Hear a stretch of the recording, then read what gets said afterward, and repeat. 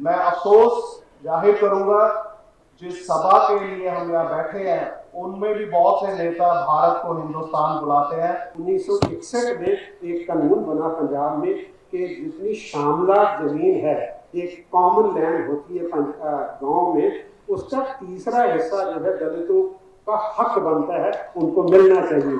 कोई भी व्यक्ति किसी भी जात बिरादरी का हो वो देश में कारोबार कर सकता है, मनुस्मृति ये इजाजत नहीं देती। कोई भी व्यक्ति किसी भी स्कूल में, किसी भी संस्था में शिक्षा ले सकता है। स्मृतियां तो हमें पढ़ने की इजाजत नहीं देती थी, औरतों को पढ़ने की इजाजत नहीं देती थी।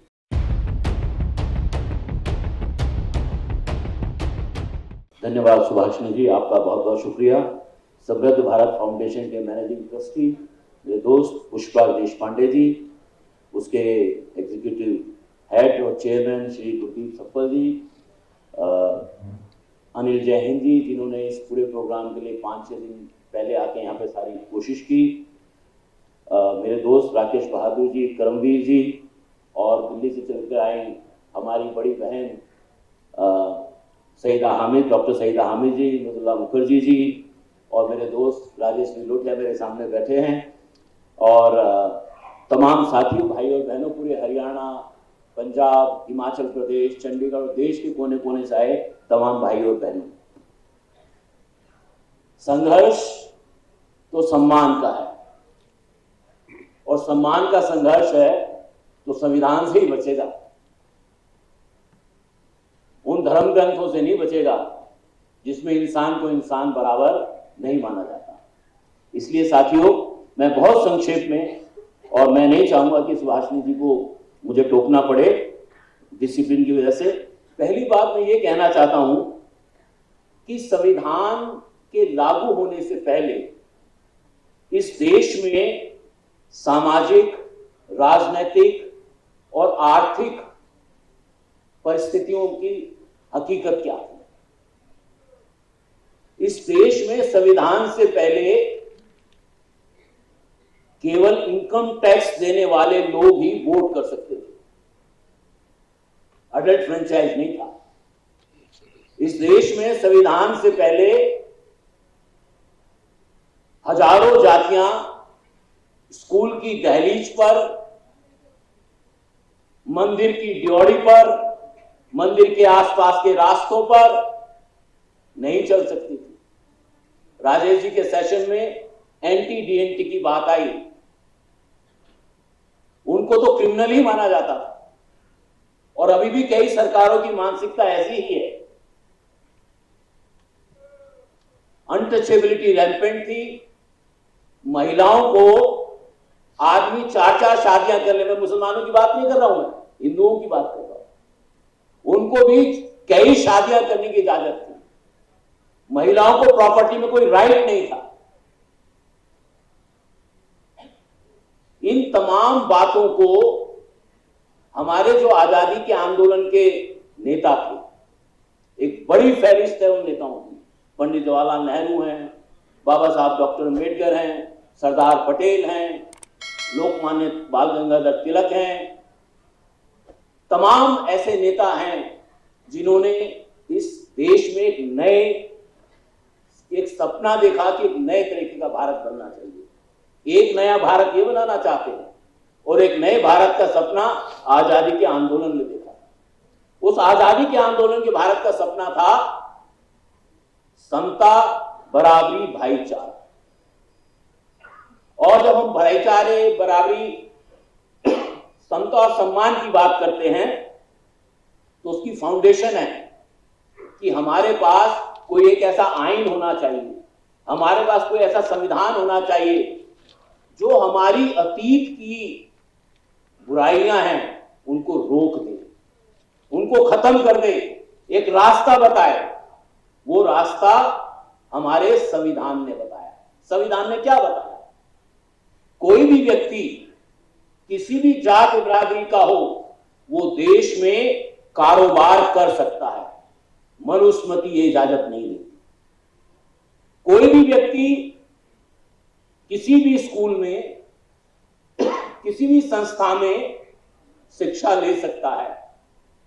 स्मृतियां तो हमें पढ़ने की इजाजत नहीं देती थी, औरतों को पढ़ने की इजाजत नहीं देती थी। हमें समझना है, अगर ये संविधान नहीं होता तो आज महिलाओं को पढ़ने का अधिकार नहीं मिलता, दलित और पिछड़ों को पढ़ने का अधिकार नहीं मिलता।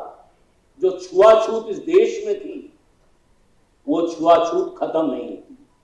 हम जानते हैं कि संविधान ने अनटचेबिलिटी को समाप्त कर दिया है। हम ये भी जानते हैं इसके बावजूद कुछ जगह ये बरकरार है, लेकिन ये लड़ाई लगातार है कि ये देश के हर कोने से छुआछूत और गैर बराबरी खत्म होनी चाहिए।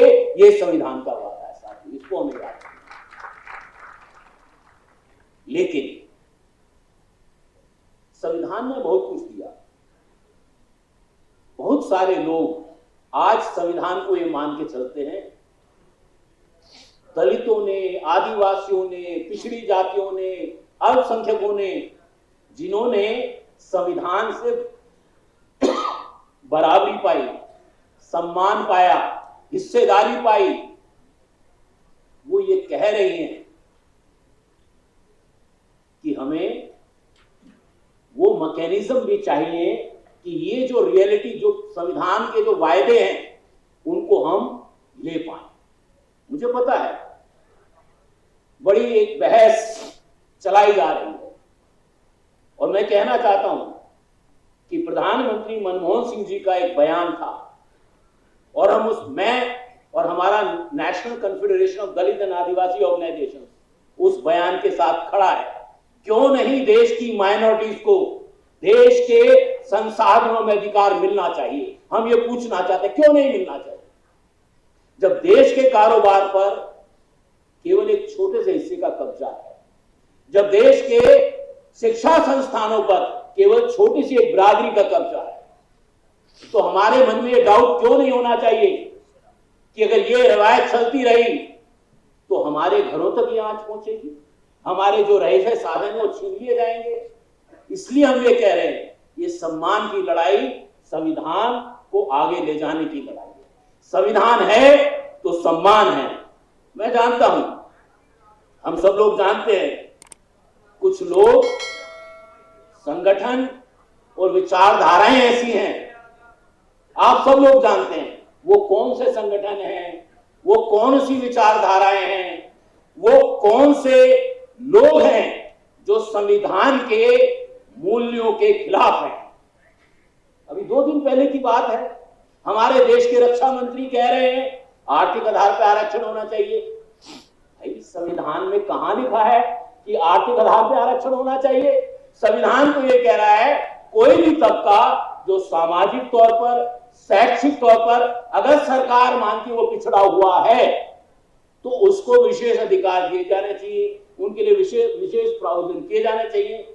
रक्षा मंत्री जी, हम पूछना चाहते हैं, क्या संविधान आपने पढ़ा नहीं है? क्या नहीं पढ़ा तो अपने सेक्रेटरी साहब को कहिए ना, आपको एक ब्रीफ दे और बताएं कि देश में आर्थिक आधार पर जो आरक्षण आपने किया है वो भी संविधान के खिलाफ है, इसलिए आर्थिक आधार पर आरक्षण नहीं हो सकता। और इसीलिए जो ये सामाजिक न्याय की लड़ाई है, जिसको माननीय राहुल गांधी जी ने 4000 किलोमीटर तय किए, लोगों ने उनके कान में बताया, लोगों ने अपनी बातें उनको बताई, और जो आज राहुल गांधी जी आके लेके चल रहे हैं, ये बड़ी लड़ाई है। इस लड़ाई में हमारे सबके बराबर की, समानता की लड़ाई है, सम्मान की लड़ाई है। और हम ये कहना चाहते हैं, जब तक ये सामाजिक न्याय की लड़ाई अपनी मंजिल पर नहीं पहुंचेगी, सरकारें आएंगी और जाएंगी। लड़ाई हमारी सामाजिक न्याय की लड़ाई को आगे ले जाने की है। सुभाषनी यादव जी आए, हमारे बहुत अच्छे मित्र थे और आंदोलन के साथी थे। माननीय शरद यादव जी, उनकी बेटी हैं, शरद यादव जी हमारे सामाजिक न्याय के योद्धा थे। मंडल आयोग उनकी वजह से आया, हमने उनके साथ कंधे से कंधा मिलाकर काम किया। साथियों, मैं कहना चाहता हूं, अब उस लड़ाई को, उस साझा विरासत की लड़ाई को राहुल गांधी जी अगर आगे ले जा रहे हैं, हम कदम से कदम, कंधे से कंधा मिलाकर उनके साथ लड़ेंगे, उनके साथ खड़े रहेंगे। जहां उनका पसीना बहेगा वहां दलित आदिवासी पिछड़े अपना खून बहाने को तैयार होंगे। जय भीम, जय भारत साहब। आपके सामने कुछ विचार साझे करने के लिए बुलाया गया है। मैं आपको बता दूं कि मैं 37 साल बड़ौदा यूनिवर्सिटी में पढ़ता रहा हूँ, पढ़ाता रहा हूँ, सक्रिय रहा हूँ। तो गुजरात, मोदी के गुजरात में नहीं, गुजरातियों के गुजरात में मैं रहा, बहुत आनंद लिया, बहुत संघर्ष किए। और ख़ास करके जो कम्युनलिज्म का जहर है, नफरत का जहर है, उसके सामने हम लगातार संघर्ष करते रहे। इस वजह से मैं सिर्फ आम चेयर इंटेलेक्चुअल या एकेडमिक तो नहीं रहा, साथ में कर्मशील भी रहा हूँ। तो आज का जो विषय है बहुत ठीक है, बहुत बढ़िया है, संविधान के इर्द गिर्द है, क्योंकि सबसे ज़्यादा आज खतरा जो मंडरा रहा है, दिखाई दे रहा है, वो संविधान के ऊपर ही तलवारें लटक रही हैं। हम आप सब समझ रहे हैं। ये पूरे के पूरे मुद्दे जो सुबह से हम सुबह सुनाई का हूँ, बाद दोपहर से जो सुन रहे हैं, उन पर विचार चर्चा हो रही है। बहुत बढ़िया है, क्योंकि संविधान के साथ जुड़े हुए हैं। मामला समानता का है, लिबर्टी का है, जिसको आज़ादी का है, या भाईचारे का है, फ्रेटर्निटी का है।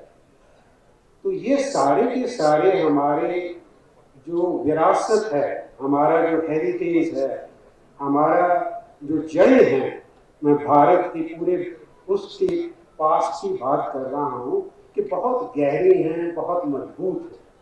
ये सारी चीज़ें जब बाबा साहेब B.R. अम्बेडकर संविधान रच रहे थे, तो उनके बेसिक फिलॉसफी ये थी कि इक्वालिटी, लिबर्टी एंड पूरे का पूरा जो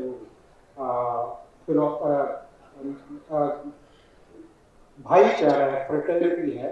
तो बहुत सारे लोग ये समझते रहे कि वो शायद फ्रेंच रेवोल्यूशन का जो नारा था वो ड्राइव वहाँ से कर रहे थे, लेकिन उन्होंने बहुत स्पष्ट लिखा कि ये सारी विचारधारा जो है वो मैं बुद्ध से लेता हूँ, सारी की सारी वहाँ छिपी हुई है। अभी का जो विषय है हमारा फ्रेटर्निटी का, भाईचारे का, ये सारे का सारा बुद्ध विचारधारा के साथ जुड़ा हुआ है। बुद्धा ने उसको मेत्ता कहा था, मेत्ता, मैत्री भी उसको कहा गया। तो ये सारी की सारी वहाँ पर है। तो जिस तरह के एगैलिटेरियनिज्म हमें वहाँ मिलता है, खास करके बुद्ध के ज़माने में, उससे पहले हमारी जो सभ्यता थी, हड़प्पा की सिविलाइजेशन थी, और उसके बाद कुछ आगमन होता है लोगों का, क्योंकि पंजाब की धरती जो है, इसको समझना, इसके इतिहास को, इसके आज के हालात को समझने के लिए हमें इसकी ज्योग्राफी को बहुत ध्यान में रखना पड़ेगा।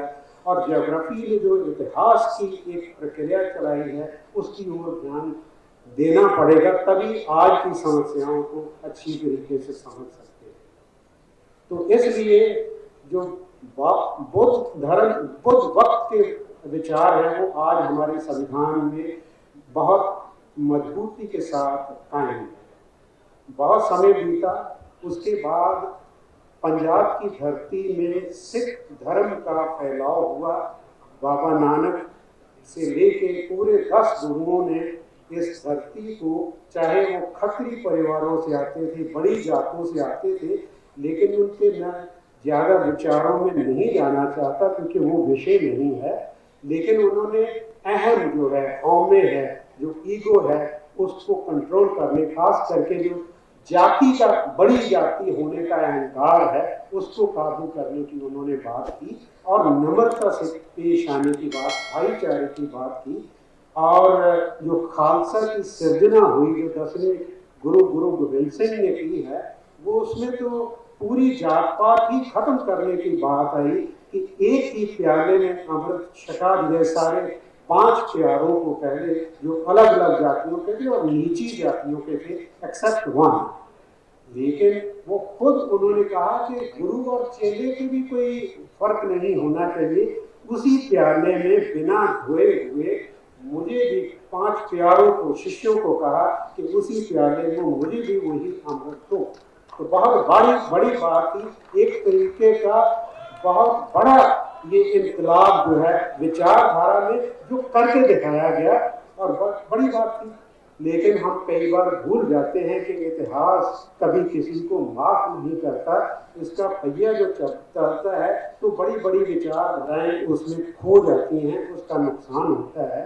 तो हम देखते हैं कि गुरुओं के वक्त जो एक नई स्पिरिट फूंकी गई थी इंसान में, चिड़ियों को बाज बनाया गया था, वो हमें स्पष्ट दिखाई देता है अपने बंदा सिंह बहादुर के बहुत कम समय के राज्य में, जो 6 साल का था, लेकिन बहुत सारा उसको first democratic revolution of the world भी कहा जाता है, क्योंकि उसकी विचारधारा गुरुओं के विचारों के साथ जुड़ी हुई थी। लेकिन वही विचारधारा जो है इसका पतन होने लगता है 18वीं शताब्दी के मध्य से लेके, जब से मिसलें बनने लगती हैं, पाश्चात्य की ओर पांव पड़ने लगते हैं।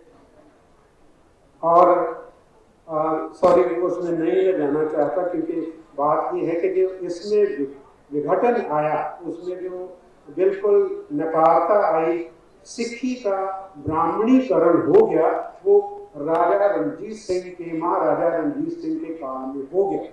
उसी तरीके से जात पात आ गई, उसी तरीके से अछूत की बीमारी लग गई और ये बढ़ती चली गई। यहाँ तक कि जो खालसाई रूप में दलित थे, उनका दरबार साहब गोल्डन टेम्पल में आना जाने पर भी पाबंदियां लग गई, उस पर मैं नहीं जाऊंगा। लेकिन बात बड़ी है कि जो भाईचारे की बात चली थी, खास करके मैं पंजाब की बात कर रहा हूँ, तो उसमें जो हाशिया पर धकेले हुए लोग थे उनको सेंटर में लाया गया गुरुओं ने, और उन्हीं को बाद में हाशिए के बाहर कर दिया गया। जो आज मैं SC, ST और OBC की बात कर रहे हैं, तो वो जो है दुर्दशा जो हुई है वो 19वीं शताब्दी में हुई। लेकिन इसके साथ ही बहुत बड़ा सवाल खड़ा होता है, जो अपने पंजाब के इतिहासकारों ने सही तरीके से उसका जवाब नहीं दिया है, कि जो जमीन का मसला है बहुत अहम मसला है।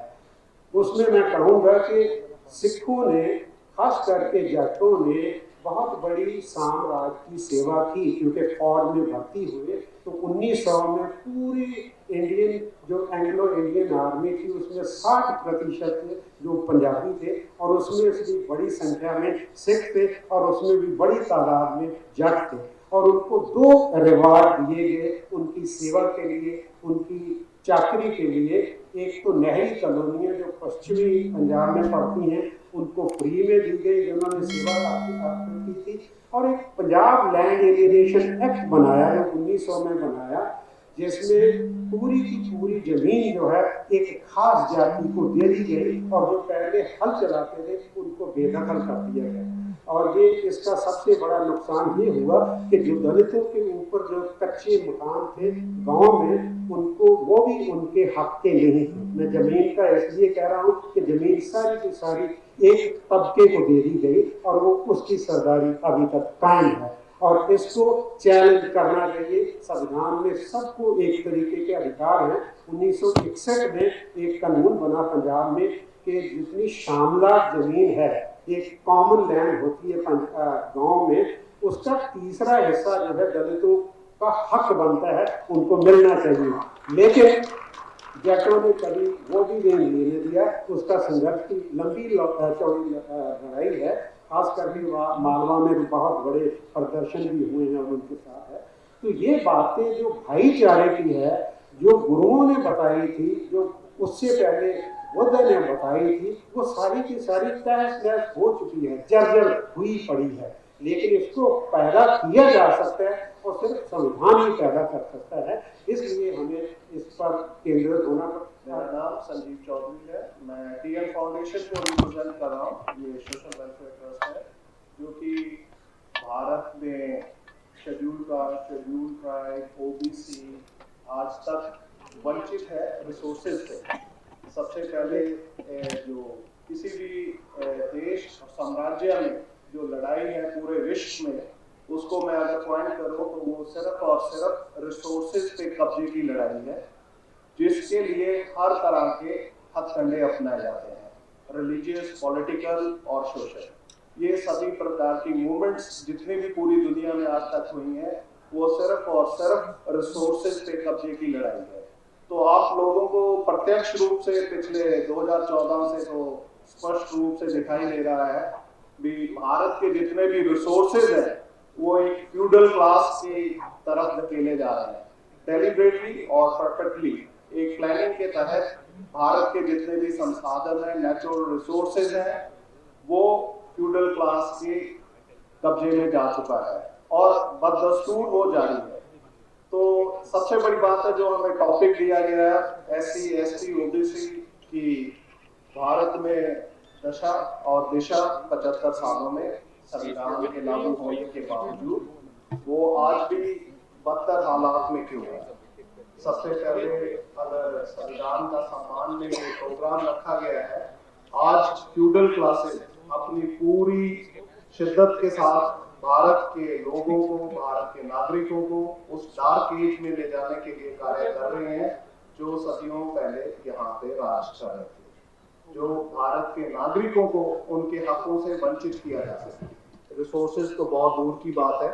अभी ऑलरेडी डॉक्टर हांस जी ने आपको बताया है कि रिसोर्सेज जिस पे हमारे समाज के लोगों का हक और हकूक नहीं था, बड़ी मुश्किल से उनको मिले।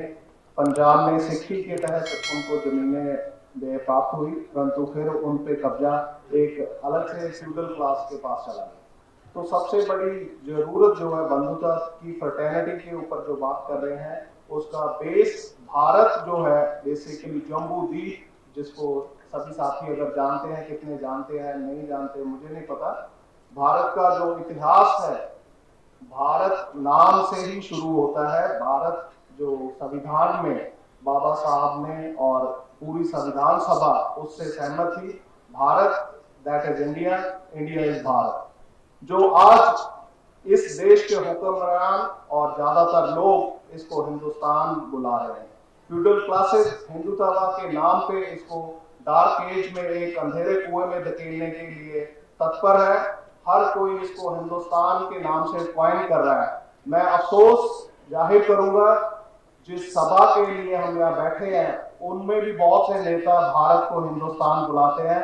मुझे बड़ा दुख होता है इस बात को लेके, और मैं उनसे अपील करूंगा जो हमारे नेतागण हैं, जो समाज को दिशा निर्देश देने के लिए आगे बढ़ रहे हैं, आगे से इस हिंदुस्तान शब्द को अपने वक्तव्यों से, अपने भाषणों से खत्म करें। नहीं तो हमें लगेगा कि वो सच्चे मन से संविधान की रक्षा नहीं कर रहे हैं। अगर संविधान का सम्मान करना है तो हिंदुस्तान का शब्द सबसे पहले अपने वाणी से, अपने शब्दों से, अपने भाषणों से खत्म करना होगा। तो मैं ज्यादा बात नहीं करूंगा क्योंकि समय की कमी है। बाकी श्रोतागण में भी मेरे वक्तव्य से या मेरे विचारों से सहमत है या नहीं सहमत है, वो मैं उन पे छोड़ता हूँ। मैं अपनी वाणी को यहीं पे विराम देता हूँ। बहुत सी बातें करने की, मेरा जो विषय है basically I am working on financial sector, resource distribution के ऊपर काम कर रहे हैं कि भारत के नागरिक कैसे रिसोर्सफुल हो। इसके लिए हम मूवमेंट चला रहे हैं सिटीजन फर्स्ट। जो भारत है, देश बनता है वो नागरिकों से बनता है, किसी जमीन से या बाउंड्री से नहीं। भारत के नागरिकों से ही भारत देश का निर्माण होगा। जब तक एक एक नागरिक अपने को भारतीय नहीं महसूस करता, बंधुता को अपने दिल में नहीं समाता, तो तब तक हम भारत का जो उद्देश्य है उसको हम पूरा नहीं कर पाएंगे।